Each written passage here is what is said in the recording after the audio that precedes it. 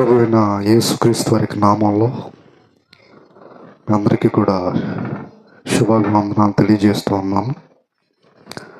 అందరికీ వందనాలండి. మాట్లాడారంటే మీ ప్రాంతంలో వందనాలు చెప్పరా? సరే, ఏదైనప్పటికీ చాలా సంగతులు దేవజనులు బోధించారు. మేము ఎవరిని కూడా ఇబ్బంది పెట్టకుండా కొన్ని విషయాలు నేనే బోధిస్తాను. చిన్న ప్రార్థన చేసుకుందాం. పరిశుద్ధుడు, ప్రేమ కలిగిన మా తండ్రి, కృప కలిగిన మా దేవ, మీ దయగల నామమునకు కృతజ్ఞతలు తెలియజేస్తూ ఉన్నాం. ప్రియులు ప్రవీణ్ గారి ద్వారా ఈ ప్రాంతంలో సత్య సువార్తను ప్రకటించేటువంటి భారాన్ని వారి మీద పెట్టి నీ మాటలు ప్రకటించడానికి మమ్మల్ని ఈ ప్రాంతానికి నడిపించినందుకు కృతజ్ఞతలు. కొంత సమయం పరిశుద్ధ గ్రంథం నుండి విలువైన జ్ఞాన సంగతులు మీ పిల్లలతో మాట్లాడుతూ ఉండగా సమయోచితమైనటువంటి జ్ఞానాన్ని మాకు దయచేయమని యేసుక్రీస్తు వారికి నామమున అడిగి వేడుకొంచున్నాము తండ్రి, ఆమేన్. ప్రియులారా, భక్తి అనేది చాలా విలువైనది. బైబిల్లో చాలామంది భక్తులుగా జీవించడానికి వారి విశ్వాసాలను ఎప్పటికప్పుడు వారు ఏం చేశారంటే నిరూపించుకుంటూ వచ్చారు. ఎంతలా నిరూపించుకుంటూ వచ్చారంటే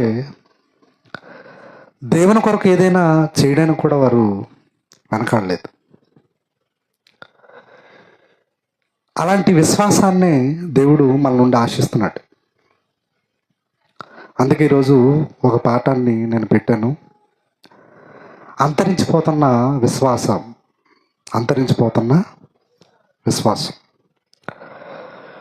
మనము పక్షులు కొన్ని అంతరించిపోవటం చూస్తున్నాం. ఇదివరకు ఉన్న పక్షులు ఏమి ఇప్పుడు లేవు. ఇదివరకు మీరు తిన్నటువంటి ఆహార పదార్థాలకి ఇప్పటికి చాలా వ్యత్యాసం ఉంది. అవి అంతరించిపోయాయి. మనుషులు కూడా మెల్లమెల్లగా అంతరించిపోతున్నారు. అలాగే మనుషులు కలిగినటువంటి విశ్వాసం కూడా ఏమవుతుంది, ఈరోజు అంతరించిపోతుంది.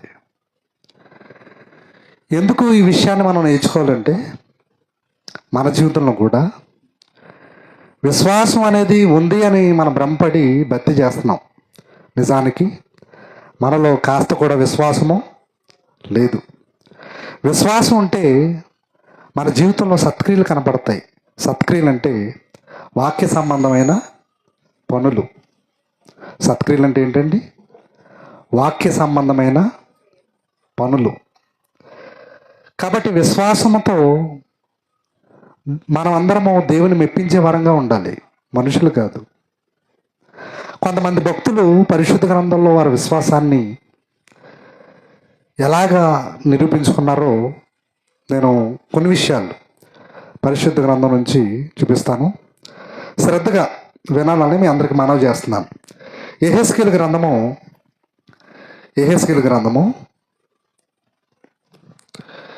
4వ అధ్యాయము 4వ వచనం. యెహెజ్కేలు గ్రంథము 4వ అధ్యాయం 4వ వచనం. మరియు నువ్వు ఎడం పక్కన పడుకుని ఉండి ఇశ్రాయేలు వారి దోషమును దాని మీద మాపవలను. ఎన్ని దినములు నీవు ఆ తట్టు పడుకుని ఉందువో అన్ని దినములు నీవు వారి దోషమును నీవు భరించినట్లుగా ఇశ్రాయేలు వారి దోషమును నీవు భరించినట్లుగా వారు దోషము చేసిన సంవత్సరము లెక్క చెప్పిన నీకు 390 దినాలు నిర్ణయించి ఉన్నాను. 390 దినాలు ఏ పక్క పడుకోవాలి? ఎడం పక్కనే పడుకోవాలట. ఎవరు ఈ యెహెజ్కేలు? ఆయన ప్రవక్త. ఆయన ప్రవక్త మాత్రమే కాదు, ఆయన భక్తుడు కూడా. 390 సంవత్సరాలు ఎడం పక్కనే పడుకోవాలంటే ఎలా ఉంటుంది చెప్పండి? మనమే ఒక 2 నిమిషాలు తిరిగి వెంటనే ఏం చేస్తుంటాం? తిరిగిపోతామే. అలాంటిది 300 సంవత్సరాలు ఎడం పక్కనే పడుకోవాలి అని అంటే చేయగలనంటారా చేయలేడంటారా? మీరైతే ఏమంటారు? బతుకుంటే ఎప్పుడైనా కలుసుకుందాం, ఎప్పుడైనా చెప్పారంటే మాటలు, నీకు వందనాలు అని వెళ్ళిపోతాం. కానీ యెహెజ్కేలు తన విశ్వాసాన్ని నిరూపించుకునే సమయం వచ్చిందని ఏం చేశాడంటే 390 సంవత్సరాలు దినములు ఎడం పక్కనే పడుకున్నాడు. సరే, 390 దినాలు ఎడం పక్కనే పడుకున్నాడు, అయిపోయింది. తర్వాత ఏమైందో చూడండి. మళ్ళా ఆ దినములు గడిచిన తర్వాత కుడి పక్కన పడుకుని ఉండి 40 దినములు యోధావారి దోషమును భరింపవలను. మళ్ళీ పక్క రావాలి. 390 దినాలేమో ఎడం పక్క, 40 దినాలేమో కుడి పక్క. చేశాడంటారు చేయలేదంటారా? చేశాడు. ఎందుకు చేశాడు? ఎందుకు చేశాడంటే విశ్వాసాన్ని నిరూపించుకునే అవకాశం వచ్చింది. ఎవరికి? యెహెజ్కేలుకి. నిరూపించుకోవాలి. దేవుని మీద నాకు ఎంత భక్తి ఉందో చూపించాలి. అలా 390 దినాలు ఎడం పక్క, 40 దినాల కుడి పక్క పడుకోగలిగాడు అని అంటే దేవుని మీద ఎంత అపారమైన ప్రేమ ఉందో మీరు ఆలోచించేయండి. అది కదా విశ్వాసం అంటే, అది కదా భక్తి అంటే. ఈరోజు మనము ఉన్నాం, 1-2 గంటలు వాక్యం వినడానికి కూర్చోవాలంటే ఎన్ని తిప్పలు పడతామండి, ఎన్ని సౌండ్లు చేస్తాం. చూడండి, ఎన్ని సౌండ్లు చేస్తారు. అలాంటిది 390 దినాలు ఎడం పక్కనే పడుకొని ఉండాలి యెహెజ్కేలు అని అంటే మాట్లాడకుండా, ఒక మాట అయినా ఒక పొల్లైనను మాట్లాడకుండా విధేయతడు చూపించాడు. చూడండి, ఈరోజు మన విశ్వాసం కూడా ఎలా ఉంది. వీరి విశ్వాసాలతో మన విశ్వాసం పోల్చుకుంటే ఎక్కడైనా వ్యత్యాసం ఉందంటారా? మనం వారితో కంపేర్ చేసుకోవచ్చా? మన విశ్వాసం ఎక్కడ, వాళ్ళ విశ్వాసం ఎక్కడ? వారితో మనకేమన్నా అసలు సంబంధం ఉందా చెప్పండి? వారి విశ్వాసాల్లో కాస్త విశ్వాసం మనకుంటే దేవుడు ఏదైతే చెప్పాడో, ఏదైతే చేయమన్నాడో దాన్ని చేయడానికి కూడా మనం ఏమో వెనకాడం. ప్రియులారా, ఆలోచన చేయండి. భక్తులుగా ఊరికే పిలవబడలేదండి.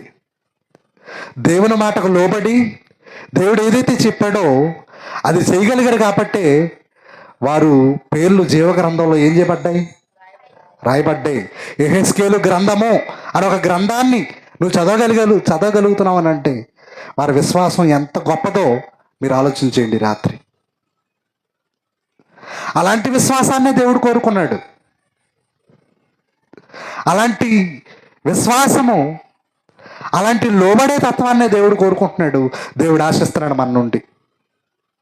ఈరోజు ఎంతమంది భక్తులుగా విశ్వాసులుగా పిలువబడుతున్నారు? అందరూ విశ్వాసులేనా? అందరూ విశ్వాసులంటే అందరూ విశ్వాసులు కాదు.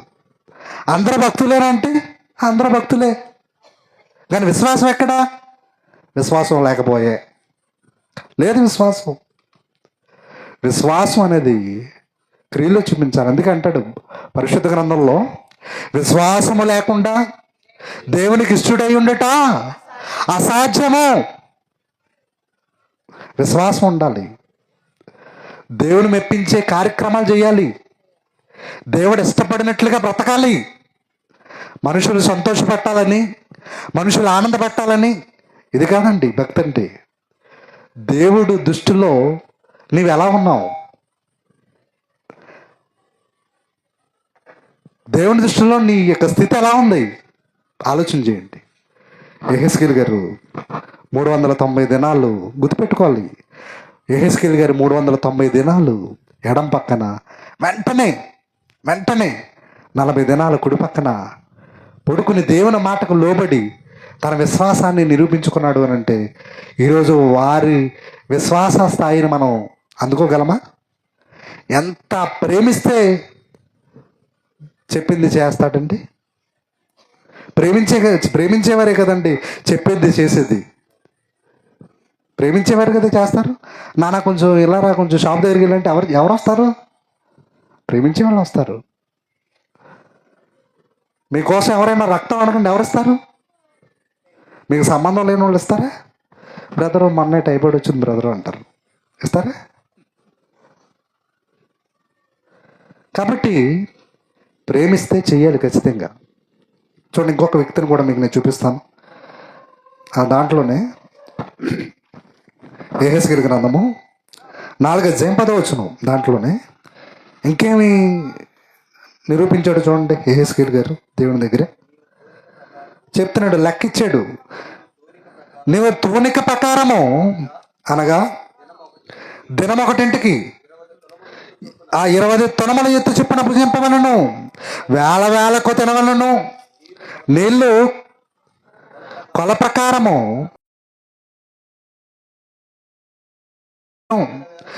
వేలకు త్రాగవలను. చూడండి, ఇక్కడ కఠినమైన ఆజ్ఞ ఇచ్చాడండి. మళ్ళా ఏంటి? 50 అప్పములు ఇశ్రాయేలు ఇంకా ఎవరైతే ఉన్నారో యూదవారు వారు చూస్తుండగానే ఆ దానిని మనుష్య మలముతో, గుర్తుపెట్టుకోండి, మనుష్య మలముతో కాల్చి భుజించాలి. అంత కఠినమైన ఆజ్ఞ అండి ఇది. చేసాడా? ఊరికే భక్తుడు అయిపోలేదండి, ఊరికే ప్రవక్త అయిపోలేదండి. మనుష్య మలాన్ని కాల్చుకుని తిను అన్నాడు. చేయగలరంటారా? అడిగాడు దేవుణ్ణి, ఆప్షన్ అడిగాడు. ప్రభువా, ఏమనుకుంటున్నావు అసలే? నేను భక్తుని మాత్రమే కాదు, నేను ప్రవక్తని అంటే ఒక ఆప్షన్ ఇచ్చాడండి. 15 దాని కింద 15 ఆయన చూడము, మనుష్య మలమునకు మారుగా నీకు ఆ గోమలమును నియమించి ఉన్నాను. ఏదైతే ఉంది చేసాడంటారా చేయలేదంటారా? చేసాడంటారా చేయలేదంటారా? చేశాడు. అదే మనమైతే మనం చేయగలమండి? మనం చేయగలమా? మనం ఏమాత్రం చేయలేం. బ్రదర్, దేవుని చిత్తం అయితే మల్లవారం కలుసుకుందాం. మీకు వందనాలు. ఎందుకంటే మన వల్ల కాదు. ఎంత విశ్వాసం ఉంటే చూడండి, ఎంత కఠినమైన ఆజ్ఞ ఇచ్చాడండి దేవుడు. ఊరికే ప్రేమిస్తానంటే సరిపోదు, క్రియలు చేయాలి. అప్పుడప్పుడు సైనికులకి తమ వీరత్వాన్ని నిరూపించుకునే అవకాశం వస్తుంది బార్డర్లో. బ్రదర్, నాకు జలుబు ఉందంటే నా తరపు నువ్వు వెళ్ళి యుద్ధం చేయంటే సరిపోద్దా? నువ్వు ఎందుకు నియమించబడ్డావు? యుద్ధం చేయడానికి. అలా ఏదో మంచు ఉంది కదా, నాకు ఇది ఆరోగ్యం బాగాలేదు కదా అని ఒక మూల కూర్చోటానికి సరిపోదు. నువ్వు యుద్ధం చేయాలి, అది నీ పని. మనం కూడా దేవుని ప్రేమించే వారముగా, దేవుని చేత నిర్మించబడిన వారంగా, దేవుని మాటను ఖచ్చితంగా లోబడి ఆ మాటకు విధేయులై ఆయన ప్రేమించే గుంపులో ఉండడానికి ప్రయత్నమో చేయాలి. ఆయన ప్రేమించడం అంటే ఆషామాషి కాదండి. ఆయన ప్రేమించడం అంటే ఆషామాషి కాదు. ఆయన ప్రేమించే గుంపులో లేకుండా పోయినాడు ఒకడు ఉన్నాడు, పేతురు. నువ్వు కోడు 3 సార్లు కొయ్యకముందే నేనెవరో నువ్వు ఎరగనంటావు అన్నప్పుడు అప్పటికే యేసుక్రీస్తుని పట్టుకున్నారు. ఈలోపు శిష్యులందరూ చల్లచెదరైపోయారు. దాక్కుని వస్తున్నాడు. అడిగారు, నువ్వు యేసుక్రీస్తు తిరుగుతూ ఉంటావు కదా, ఏం చేస్తాను ఇక్కడ, ఏం చేస్తానంట? నేనా యేసుక్రీస్తునా? అబ్బాయి, నన్ను కాదండి. మీరు ఆలోచన చేయండి. మీరు ఎప్పుడైనా మేము క్రైస్తవులమి, మీ విశ్వాసం అండి అని ఎప్పుడైనా మీ పొరుగు వారికి మీరు ప్రయాణాలు చేసేటప్పుడు ఎప్పుడైనా ధైర్యంగా చెప్పుకోగలిగారా? నేను ప్రయాణం చేసేటప్పుడు చాలామంది నాకు కలుసుకునేటప్పుడు అండి అని చెప్తా ఉన్నప్పుడు వారు ఏదైనా సరే ఆనందం వేస్తూ ఉంటుంది. కనీసం నీ దగ్గర ఉన్నటువంటి ఈ పరిశుద్ధ గ్రంథాన్ని చేతితో పట్టుకెళ్ళడానికే నీకు నామోషి వస్తుంది. ఇక నువ్వే భక్తుడివి, ధైర్యంగా పట్టుకెళ్ళరండి. ఏదో పిల్లోడు స్కూల్ బుక్ పట్టుకెళ్తున్నట్టుగా పట్టుకెళ్తారు మన వాళ్ళు బైబిళ్ళు. ధైర్యంగా పట్టుకెళ్ళగలరా ఈ పుస్తకాన్ని, ఈ పరిశుద్ధ గ్రంథాన్ని? ఎక్కడే నీకు ధైర్యం లేనప్పుడు నువ్వు భక్తుడుగా, నువ్వు విశ్వాసగా ఎలా పిలవబడగలవు? యెహెజ్కేలు తన విశ్వాసాన్ని నిరూపించుకున్నాడు. ఎన్నిసార్లు పరీక్షించినా తన విశ్వాసాన్ని నిరూపించుకుంటూనే వచ్చాడండి. ఎక్కడితో అయిపోయింది అనుకున్నారా? ఇంకేమైందో చూడండి. యెహెజ్కేలు గ్రంథం 12వ అధ్యాయము 1వ వచనం. యెహెజ్కేలు గ్రంథం 12వ అధ్యాయము 1వ వచనం. మరియు యెహోవాకు నాకు ప్రత్యక్షమై ఇలాగు సెలవిచ్చెను, నరపుత్రుడా, తిరుగుబాటు చేయు వారి మధ్య నీవు నివసించుచున్నావు. చూచు కన్నులు కలిగియు చూడకయున్నారు, విని చెవులు కలిగియు వినకయున్నారు. నరపుత్రుడా, దేశాంతరము పోవానికి తగిన సామాగ్రిని నీవు ప్రయాణమై నీవున్న స్థలమును విడిచి వారు చూచుచుండగా మరి ఒక స్థలమునకు పొమ్ము. వారు తిరుగుబాటు చేయవారు, ఆయనను దీన్ని చూచి విచారించుకుందురేమో చెప్పాడు. నువ్వు ఉన్న స్థలము నుంచి వారు చూస్తుండగానే గోడను పగలగొట్టి ఆ గోడలో నుంచి నీ సామాగ్రిని పెట్టుకుని వారు చూచుకుండగానే వెళ్ళు అన్నాడు. వెళ్ళాడంటారా వెళ్ళాడంటారా? వెళ్ళాడు. ఎన్నిసార్లు అవకాశం వచ్చినా తన విశ్వాసాన్ని నిరూపించుకుంటూనే వచ్చాడు. ఎవరండి చెప్పాలి? ఎవరు? యెహెజ్కేలు గారు నిరూపించుకుంటూనే వచ్చాడు. ఈరోజు నీకే అవకాశం వస్తే ఏం చేస్తావు? ఏ అవకాశం? విశ్వాసాన్ని నిరూపించుకునే అవకాశం నీకే వస్తే ఏం చేస్తావు? ఏం చేస్తావు? యెహెజ్కేలు గ్రంథము 24వ అధ్యాయము, యెహెజ్కేలు గ్రంథము 24వ 15వ వచనం. మరియు యెహోవాకు నాకు ప్రత్యక్షమై ఇలాగ సెలవిచ్చాను, నరపుత్రుడా, నీ కనులకు ఇంపైన దానిని నీ యొద్ద నుండి ఒక దెబ్బతో తీసివేయబోచున్నాను. ఎవరిని తీసాడంటారు? తన కళ్ళకు ఇంపైనది, తన ప్రక్కటెముక, తన భార్యను తీసేటండి, చంపేసాడు. అప్పుడైనా బాధపడ్డాడు అనుకుంటున్నారా?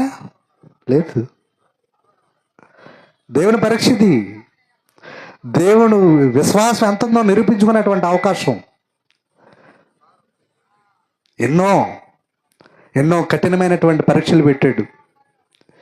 ప్రతి దాంట్లోనూ విజయం సాధించుకుంటూనే వెళ్ళారండి వీళ్ళు. ఈ రాత్రి మీరు కూడా మీ విశ్వాసాన్ని నిరూపించుకునే అవకాశం వస్తే మీ శాయశక్తుల విశ్వాసాన్ని నిరూపించుకోండి. యెహెజ్కేలులా 390 దినాలు ఎడం పక్కన పడుకోవాలంటే పడుకుంటారా? మరి పడుకుంటారా పడుకోరా? చెప్పండి. పడుకుంటారా పడుకోరా? ఇప్పుడు 40 దినాలు కుడి పక్కన పడుకోమంటే పడుకుంటారా పడుకోరా? అంటే అంత సీరియస్గా చూస్తున్నారు. ఒకవేళ నువ్వు దేవుని మాట చెప్పినట్లుగా చేయకపోతే పడుకున్నోడు పడుకున్నట్టుగానే ఉండిపోతావు. చూసుకోండి. మరి చాలామంది భక్తి ఎక్కువైపోయి ఈరోజు ప్రార్థన జీవితం లేదు, ప్రార్థన చేసుకోవట్లేదు, పనులు చేసుకుంటున్నారు. చక్కగా దేవుని కృపను బట్టి వచ్చి పడుకుంటున్నారు. నువ్వు పడుకోవాలన్నా, ఉదయాన్నే లేచి నీ పనులు నువ్వు చేసుకోవాలన్నా దేవుని కృప ఉండాలి. దేవుని కృప లేదనుకోండి, తిరిగే పైన మొఖం మీద పడిపోద్ది. అప్పుడు ఏం చేస్తారు? పడతలండి. పర్ సపోజ్ పడిపోతే ఏం చేస్తారు? ఇక ఈ రాత్రి నుంచి మేము ఫ్యాన్లు వేసుకోమండి, ఆపుకునే పడుకుంటామండి. ఆపుకుని పడుకున్నా పడుతుంది. దాని టైం వస్తే పడదా? ఏమంటే దాని టైం వస్తే పడదా? పడుతుంది.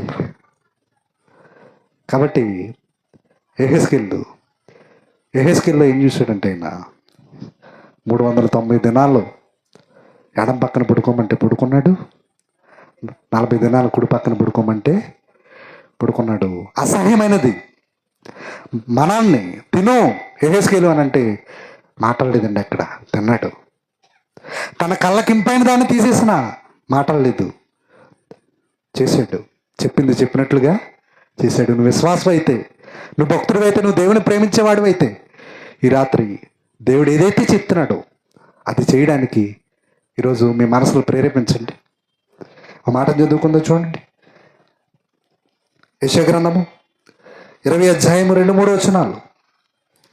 యెషయా గ్రంథము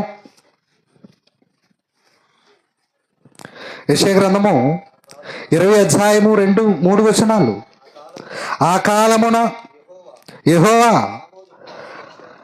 ఆమోజు కుమారుడైన యెషయా ద్వారా ఇలాగూ సెలవిచ్చెను, నువ్వు పోయి నీ నడుము మీద నీ గోనె బట్ట విప్పి నీ పాదముల నుండి జోళ్ళు తీసివేయము.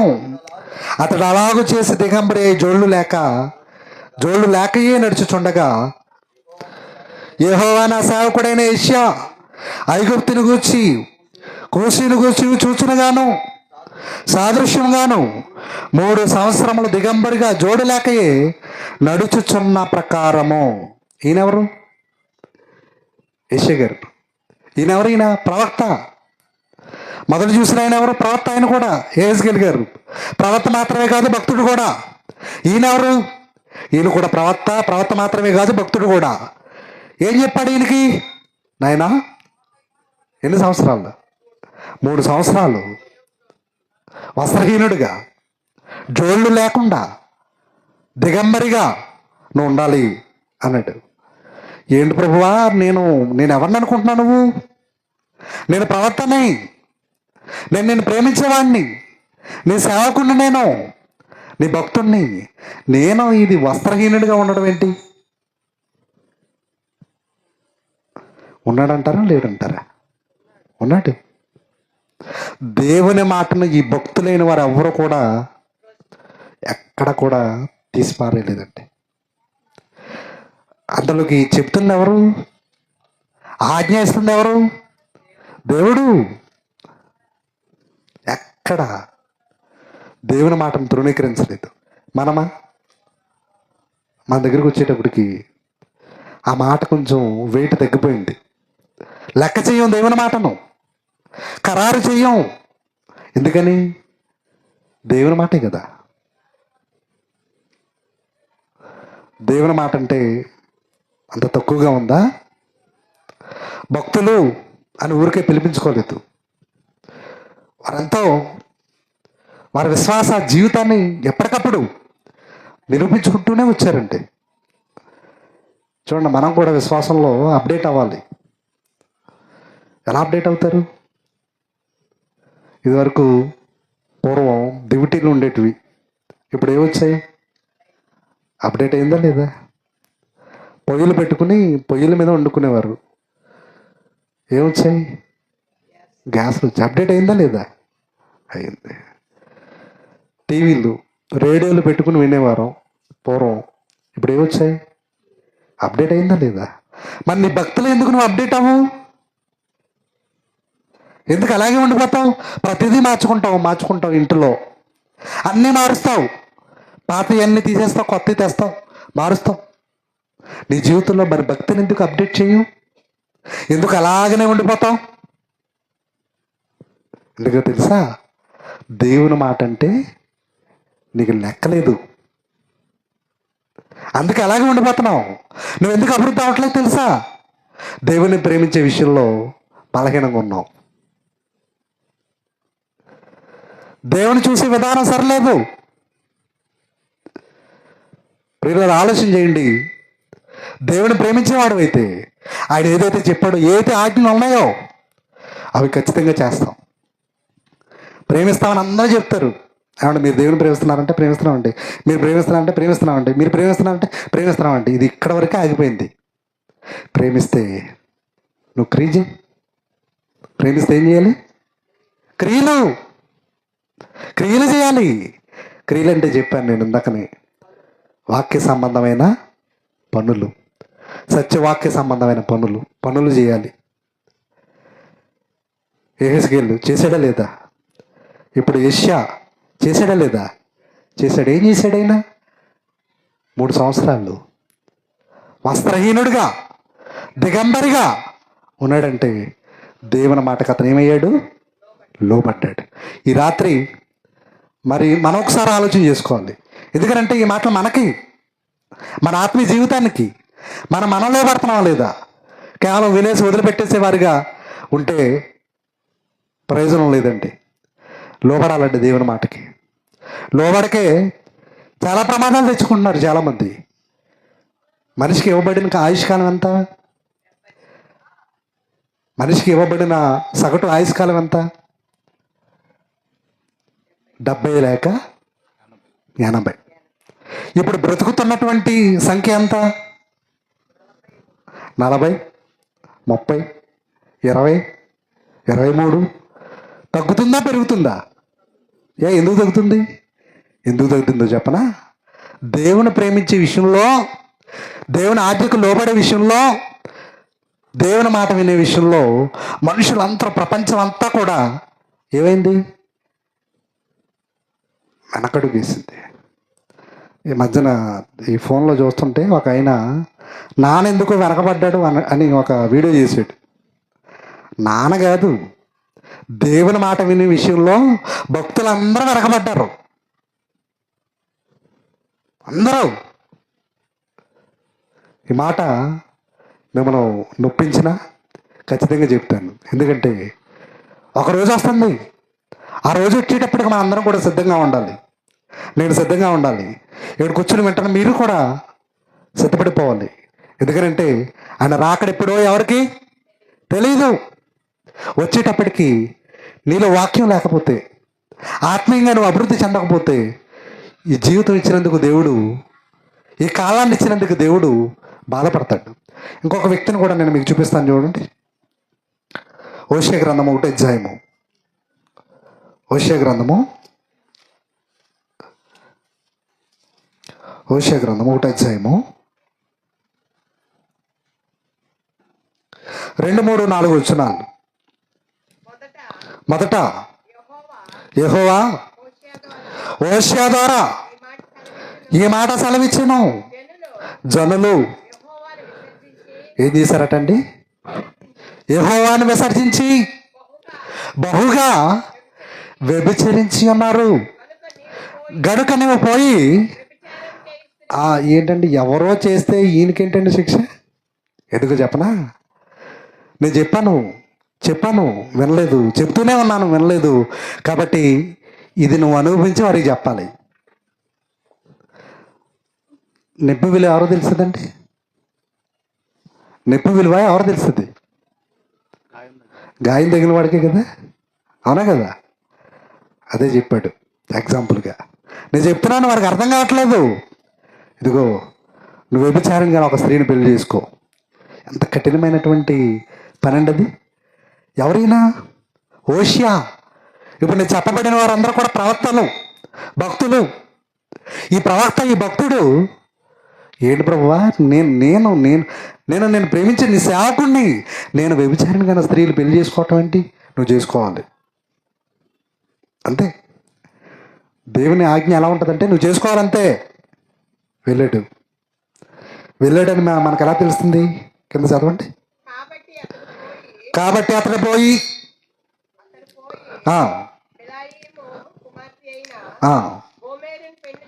పెళ్లి చేసుకుని ఆమె గర్భవతి అయి ఆమె అతను కుమారుని కనగా అతనికి ఏ పేరు పెట్టాలో కూడా చెప్పేశాడు దేవుడు. అర్థమవుతుందా? అంటే కుమారుని కన్నాడు, ఏ పేరు పెట్టాలో కూడా చెప్పాడు అని అంటే హోషేయ చెప్పింది చెప్పినట్లుగా చేసాడా లేదా? చేశాడు. ఇప్పుడు ఎంతమందిని చూసాం చూడండి, ఆ వైపు చూడండి, ఎంతమందిని చూసాం? మరే చెప్పారా? ఎలా తెలిసింది మీకు? ఎవరెవరు? యెహెజ్కేలు, యెషయా. యెహెజ్కేలు గారు ఏం చేశారు? 390 దినాలేమో ఎడం పక్కన, 40 దినాలేమో తర్వాత. యెషయా ఏం చేశాడు? ఆయన 3 సంవత్సరాలు దిగంబరిగా, వస్త్రహీనుడిగా ఉండాలి అని అంటే ఉన్నాడు. తర్వాత హోషేయ, నువ్వు వ్యభిచారిని కదా స్త్రీని పెళ్లి చేసుకోవాలి అని అంటే మాట్లాడకుండా, మరొక మాట మాట్లాడకుండా వెళ్ళి చేసుకున్నాడు అని అంటే చూడండి. ఇంకొక మాట కూడా మీకు చూపిస్తాను. ఇర్మీయా గ్రంథం 16వ అధ్యాయము.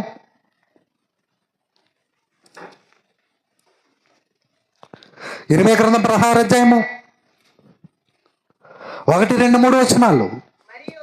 మరియు యెహోవా వాక్కు నాకు ప్రత్యక్షమై ఇలాగూ సెలవిచ్చెను, ఈ స్థలమందు.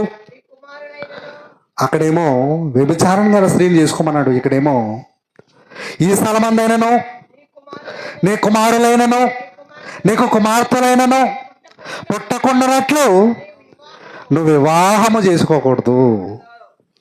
చెప్పడం లేదా? ఈయనెవరు? ఈయన ప్రవక్త. అది చెప్పాలి. ఈయనెవరు? ప్రవక్త మాత్రమే కాదు, భక్తుడు కూడా. అలాంటి భక్తుడికి, అలాంటి ప్రవక్తకి చెప్పినటువంటి ఆజ్ఞ ఏంటి? నువ్వు అసలు పెళ్ళే చేసుకోవద్దా. ఎందుకు ఇప్పుడు అందరూ కూడా వివాహాలు చేసుకోవడం భయపడుతున్నారు మా ప్రాంతాల్లో. ఎందుకని? కుక్కర్లోను, వాటర్ ట్యాంకర్లోను, డ్రమ్ముల్లోను అలా లేరనుకోండి, భయపడద్దు చేసుకునేవారు ఉంటే. ఈయన అసలు వివాహం చేసుకోవద్దు అన్నాడు. ఆయన చేసుకోవద్దు. అక్కడేమన్నాడు? ఒక వేష్యని పెళ్లి చేసుకో. చూడండి వారి జీవితాలు చూడండి ఒకసారి. వారికి ఎంత విశ్వాసం ఉంటే దేవుని మీద వారు చెప్పినట్టుగా చేస్తారు. అందుకే పెట్టాను టైటిల్, అంతరించిపోతున్న విశ్వాసం. ఈరోజు చాలామంది జీవితాల్లో ప్రారంభంలో ఉన్నటువంటి విశ్వాసం క్రమేపీ ఏం లేదు. కోతుల గుంపు తెలుసు కదా మీకు? కోతుల గుంపు. మన ప్రాంతం అంతా, నేను భద్రాచలంలో ఉన్నాను, చాలా కోతులు ఉన్నాయి ఇక్కడ. కోతుల గుంపు తెలుసు కదా? కోతులు ఒక చెట్టు మీద నుంచి ఒక చెట్టు మీదకి, ఒక చెట్టు మీద నుంచి ఒక చెట్టు మీదకి వెళ్ళిపోతుంటాయి. అలాగే మన వాళ్ళు మనసులో కూడా ఒకదాని మీద నుంచి ఒకదానికి స్థిరత్వం ఉండదు. వారి విశ్వాసం ఒకదాని మీద నిలకడగా ఉండదు, అలా జంపు చేస్తూ ఉంటుంది. ఇక్కడ ఆలోచన చేయండి. మత్తయి సువార్త 23:37. మత్తయి సువార్త చూడండి, ఇక్కడ చెప్తున్నాడు. ఇప్పుడు 23:37. యెరూషలేమా యెరూషలేమా, ఆ ప్రవక్తలను చంపుచు నీ వద్దకు పంపబడిన వారిని ఆ రాళ్లతో కొట్టుచూ ఉండదానా. ఎంతమంది వచ్చారు? చూడండి, కోడి తన పిల్లలను రెక్కల కింద ఎలాగునా అలాగే నేనును నీ పిల్లను ఎన్నో మార్లు చేర్చుకోవాలని ఉంటుంది, కానీ అస్సలు మీరు వినలేదు. ఎన్నోసార్లు అవకాశాలు ఇస్తున్నాడు. సరిగా మారతారు, సరిగా జీవిస్తారు, ఇకనైనా విశ్వాసంలో నిలబడతారు, నన్ను ప్రేమించేవారుగా మొదటి గుంపులో ఉంటారు, నేను చెప్పింది చెప్పినట్లుగా చేస్తారు, అన్నిటికంటే ఎక్కువగా నాకే ప్రాధాన్యత ఇస్తారు అని అనుకుంటే దేవుని ఆశలన్నింటినీ కూడా మనం ఏం చేసామండి? ఈరోజు నీళ్ళు కార్చేసాం. దేవుడు బాధపడుతున్నాడు. దేవుని ఆవేదన ఎవరికి అర్థం కాలేదు. దేవుని మనసు ఏంటో తెలియలేదు ఎవరికి. తండ్రి మనసును తెలుసుకుని ఒక ఆయన వచ్చాడండి భూమి మీదకి. ఎవరైనా ఉన్నారా అంటే, నేనున్నాను డాడీ అని వచ్చాడు ఒక ఆయన. ఎవరు మనందరి కోసం ఎవరు ప్రాణం పెట్టారు? చెప్పండి, గట్టిగా చెప్పచ్చు. ఏముంది? అలాంటి పేర్లు గట్టిగా చెప్పలేమో. ఎవరిని తిట్టమంటే గట్టిగా తిడతారేమో. చెప్పవలసిన గట్టిగా చెప్పట్లా. ఒక ఆయన వచ్చాడు, ఎవరైనా ఉన్నారా అంటే, నేనున్నాను డాడీ అని వచ్చాడు లోకానికి. మరణిస్తాడని తెలిసి వచ్చాడు, శ్రమ అనుభవించబడాలి అని తెలిసి వచ్చాడు. ఎవరు వస్తారండి? దరిద్రుడిగా వచ్చాడు, దీనస్థితిని అనుభవించాడు, దరిద్రాన్ని అనుభవించాడు. ఎంత అవమానపరిచినా రాళ్ళు కొట్టి, రాళ్ళు రువ్వి, రాళ్ళు వేసినా, ఉమ్మి వేసినా, అసహించుకున్నా, ఆ ప్రాంతాలకు వెళ్లకుండా త్రోసివేసినా, ఎన్ని చేసినప్పటికీ ఇక సిలువ దగ్గరకు వచ్చేటప్పటికి ఎంతో అవమానం, హేళన చేశారండి. వస్త్రాలు పంచుకున్నారు. నువ్వు దేవుని కుమారుడు అయితే నిన్ను నువ్వు రక్షించుకుని మమ్మల్ని కూడా రక్షించని అవహేళనగా మాట్లాడారు, హేళన చేశారు. ఏమి ఏమి మాటలో కూడా ఆయన ఏం చేయలేదు, తప్పు చేయలేదు. అలాంటి పరిశుద్ధిని మనం కలిగి ఉన్నాం. అలాంటి యథార్థవంతను మనం కలిగి ఉన్నాం.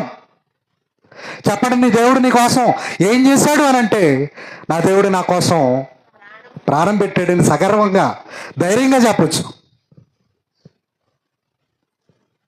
అంతకంటే ఏం చేయాలి నీకోసం? అంతకంటే ఏం చేయాలి నా కోసం? ఆలోచించండి ప్రియులారా. విశ్వాసం ఎందుకు అంతరించిపోతున్నాయి అని అంటే, ఈరోజు విశ్వాసంలో విశ్వాసం లేదు. ఎందుకు లేదు అని అంటే, దేవుని ప్రేమించే విషయంలో వెనకబడ్డాం. ఏ విషయంలో వెనకబడ్డాం? దేవుని ప్రేమించే విషయంలో. ఓ మాట చదువుకుని ముగించేద్దాం. లూకా సువార్త 18వ అధ్యాయము. లూకా సువార్త. ఆయన వారికి త్వరగా న్యాయము తీర్చును, వారి విషయమే కదా దీర్ఘశాంతము చూపుచున్నాడని మీతో చెప్పుచున్నాను. అయినను మనుష్య కుమారుడు వచ్చినప్పుడు ఆయన భూమి మీద, అక్కడ పుట్టినట్లు అవిశ్వాసము, అవిశ్వాసం కాదు, అవిశ్వాసము. ఏ విశ్వాసం? యెహెజ్కేలులో ఏ విశ్వాసం ఉందో, యెషయాలో ఏ విశ్వాసం ఉందో, ఇర్మియాలో ఏ విశ్వాసం ఉందో, హోషేయలో ఏ విశ్వాసం ఉందో, ఆ విశ్వాసము చూడాలని ఆశపడుతున్నాడు. మరి కుదురుద్దంటారా? కుదురుద్దంటారా? కుదరాలి, కుదురుద్ది, మన చేతుల్లోనే ఉంది. కాబట్టి ప్రియమైన దేవుని పిల్లారా, దేవుని మాట ఎవరు కూడా త్రోసిపుచ్చొద్దు. దేవుని మాట చాలా కఠినమైనది. భక్తులు చూశారుగా, యెహెజ్కేలు ఏం చేశాడు? చివరిగా ముగించేస్తాం. యెహెజ్కేలు ఏం చేశాడు? 390 దినాలు, మీరే చెప్పాలి. 390 దినాలు ఎడమ పక్కన, 40 దినాలు కుడి పక్కన. యెహెజ్కేలు తరం అయిపోయింది. యెషయా 3 సంవత్సరాలు దిగంబరిగా ఉన్నాడు. హోషేయ వ్యభిచారం చేసుకున్నాడు. తర్వాత ఇర్మియా, బాబు నువ్వు అసలు పెళ్ళి చేసుకోవద్దు నాయన అన్నాడు, చేసుకోలేదు. కాబట్టి వారి విశ్వాసాన్ని నిరూపించుకునే విషయంలో ఇంతలా ఉంటే, భూమి మీద నీకు ఇచ్చిన ఆయుష్కాలాన్ని అనుభవిస్తూ మరి బ్రతుకును కొనసాగిస్తున్నటువంటి నువ్వు ఇంకేం చేయాలి? ఆలోచన చేయండి. మీకు ఒక విషయం చెప్తాను. ఒకతను ఎడారిలో ప్రయాణం చేస్తున్నప్పుడు కొంత దూరం వెళ్ళాక బంగారం మూట ఒకటి దొరికింది. ఎడారి దొంగలు కూడా ఉంటారు. మరి ఆ దొంగలకి బంగారం చెక్కకుండా ఏం చేశాడంటే, ఇలాంటి వాటర్ బాటిల్లో నీళ్ళన్నీ వంపేసి ఆ బంగారాన్ని దాంట్లో కుక్కేసి ప్రయాణం కట్టాడు. ఎడారంటే చల్లగా చక్కగా గాలిస్తూ ఉంటుంది అనుకుంటున్నారా? ఎడారంటే ఎలా ఉంటుంది తెలుసుగా. ఇక మీకు వేడి, విపరీతమైన వేడి. కొంత దూరం వెళ్ళేటప్పటికి దాహం వేసింది. ఇప్పుడు చెప్పండి, బంగారం తన దాహాన్ని తీరుస్తుందా? మరి ఏం తీరుస్తుంది? ఇప్పుడు బంగారం కంటే విలువైంది ఏది? నిజం చెప్పండి. బంగారం కంటే విలువైంది ఏది? నిజం చెప్పమన్నాను. అందుకే అందరూ దొంగలు ఉంటారని. బంగారం కంటే విలువైంది ఏది? నీళ్ళేగా. ఆ పూటకి నీళ్ళు తాగేస్తే బంగారం. కాబట్టి అన్నిటికంటే విలువైంది ఏంటి చెప్పనా? అన్నిటికంటే విలువైంది నీలో ఉన్న ఈ జీవం. దీన్ని కాపాడుకోవాలి. కాబట్టి కాపాడుకోండి, దేవుని మాటకు లోబడండి. భక్తులు మనకంటే ముందుగా వారు ఏదైతే మాదిరించిపోయారో దాన్ని ఫాలో అవుతూ నిత్య జీవాన్ని సంపాదించుకునేటువంటి గుంపులో ఉండాలని కోరుకుంటూ ఈ మాటలు చెప్పి ముగిస్తూ ఉన్నాను. ఈ మాటలు మనందరూ వినుకున్న ఫలింపజేయునుగాక. అందరికీ వందనాలు.